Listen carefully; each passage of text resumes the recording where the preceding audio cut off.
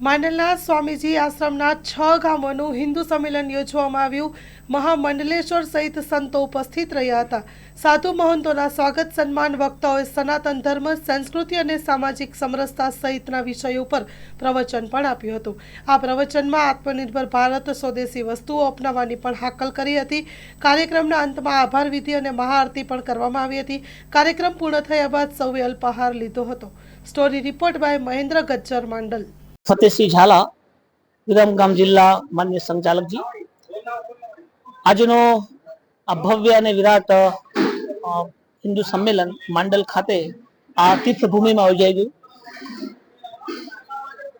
વિરાટ હિન્દુ સંમેલન યોજવા પાછળનો મુખ્ય હેતુ સમાજ પરિવર્તન છે। સમાજમાં જે 5 વિષયોનું જાગરણ કરવાનું છે, પંચ પરિવર્તનના વિષય લઈને જવાનું છે। એમાં સામાજિક સમરસતા, કુટુંબ પ્રબોધન, પર્યાવરણ, સ્વદેશી અને નાગરિક કર્તવ્ય। સામાજિક સમરસતાના ભાવ થકી પ્રત્યેક હિન્દુ સમાજ એકરૂપ અને એક રસ થઈ અને કાર્ય કરે। સાથે સાથે કુટુંબ પ્રબોધન પણ ના વિષયમાં દરેક પરિવાર પોતાના પરિવાર સાથે મંગલ સંવાદ કરે। ભારતીય સંસ્કૃતિ અને ભારતીય ધર્મ, હિન્દુ સનાતન ધર્મની ચર્ચા કરે। મારા પરિવારે શું કરવાનું છે, શું કરવું જોઈએ અને શું નથી કરવાનું, એવા વિષયોનું જાગરણ કરે।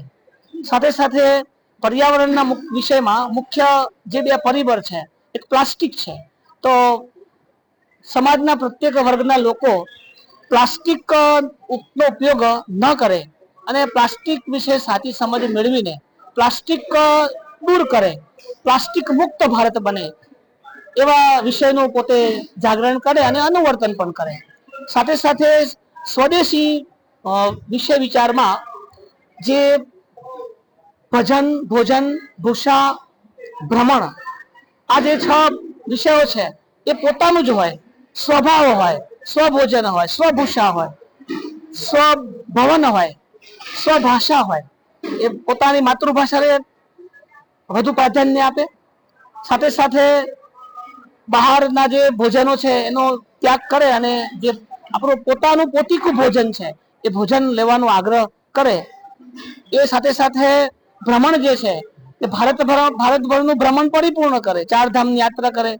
એના પોતાના વિસ્તારની આજુબાજુ જે દેવસ્થાનો છે, મંદિરો છે, તીર્થભૂમિ છે, ઐતિહાસિક સ્મારકો છે, એનું ભ્રમણ કરે અને ત્યારબાદ એ પછી વિદેશ ભ્રમણ કરે। એ માટેની એ સમજ કેળવે અને છેલ્લે નાગરિક કર્તવ્ય જેનો ભાવ જે છે, પ્રત્યેક ભારતીય વ્યક્તિ પોતાની ફરજ શું છે, what is my moral duty, મારી નૈતિક ફરજ શું છે, એ ભાવને સમજે।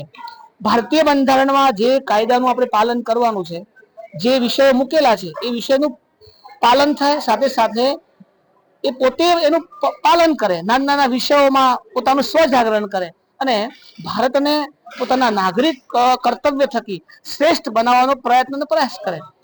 સમાજ ક્યારે શ્રેષ્ઠ બનશે કે સમાજનો પ્રત્યેક વ્યક્તિ આ 5 વિષયનું એ જાગરણ કરે અને પોતાના વર્તનમાં લાવવાનો પોતે પ્રયત્ન કરે, અનુગ્રહ કરે, અનુવર્તન કરે અને પોતાના વર્તન થકી આજુબાજુના જે લોકો છે એમને સમજાવવાનો પ્રયત્ન કરે।